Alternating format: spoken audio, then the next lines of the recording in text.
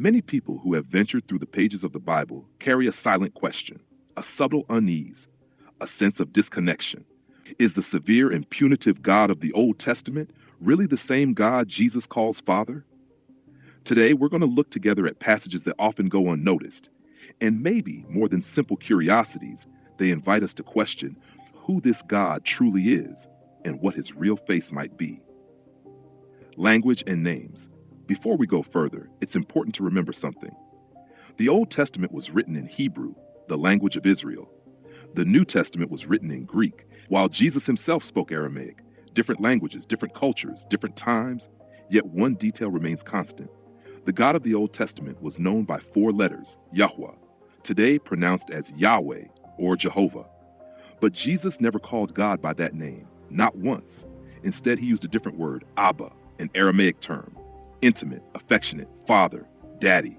The relationship changes, the tone changes. But what does that really mean? # the Sermon on the Mount.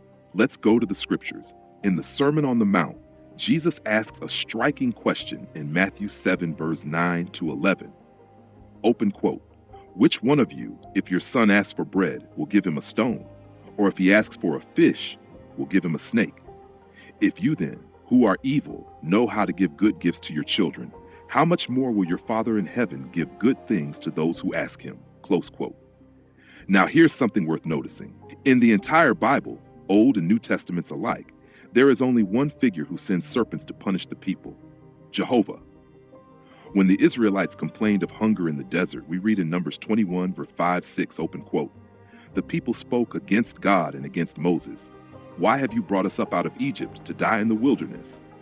There is no bread, no water, and we detest this miserable food. Then the Lord sent fiery serpents among the people. They bit the people, and many Israelites died, close quote. So we pause and we ask, would a father give his child a serpent? Who has seen God?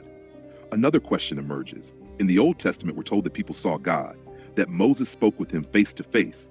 In Exodus 33:11, open quote, the Lord spoke to Moses face to face as one speaks to a friend, close quote. And in Exodus 24:9-10, open quote, Moses, Aaron, Nadab, Abihu, and 70 elders of Israel went up and saw the God of Israel. Under his feet was something like a pavement of sapphire, as bright as the sky itself, close quote. Yet in the Gospel of John, we find something very different. In John 1:8, open quote, no one has ever seen God. The only begotten Son, who is at the Father's side, has made him known, close quote. So, no one has ever seen God, and Jesus is the one who reveals him. Which raises another question. Who were they seeing? Who incited David? Now let's look at something truly curious. In 2 Samuel 24:1, we read, open quote, the anger of the Lord burned against Israel, and he incited David against them, saying, go and number Israel and Judah, close quote. But in 1 Chronicles 21:1-2, the story changes. Open quote, Satan rose up against Israel and incited David to take a census of Israel, close quote. Same event, same outcome, different instigator. So who incited David? God or Satan? Who owns the kingdoms? Now consider these passages. In Isaiah 30:16, open quote, O Lord of hosts, God of Israel, you alone are God of all the kingdoms of the earth. You made heaven and earth, close quote. In Psalm 24:1, open quote, the earth is the Lord's and everything in it, close quote. But then we hear the devil speak in Luke 4:5-7, open quote. The devil showed Jesus all the kingdoms of the world and said, I will give you all their authority and splendor, for it has been given to me, and I can give it to anyone I want. Worship me, and it will all be yours. Close quote. Yet Jesus responds elsewhere. In John 18:36, open quote, my kingdom is not of this world, close quote. And in John 8:23, open quote, you are from below, I am from above. You belong to this world, I do not, close quote. So we're left with a question. If Jesus were one and the same with Yahweh, would the kingdoms of the world not already be his? And if so, what exactly was the devil offering? Light or darkness? In 1 John 1:5, we're told, open quote, God is light, and in him there is no darkness at all, close quote. But then we read in Psalm 18:11, open quote, he made darkness his dwelling place, thick clouds dark with water surrounded him, close quote. And in 1 Kings 8, Solomon says, open quote, the Lord has said that he would dwell in thick darkness, close quote, light and yet darkness. How do we reconcile this?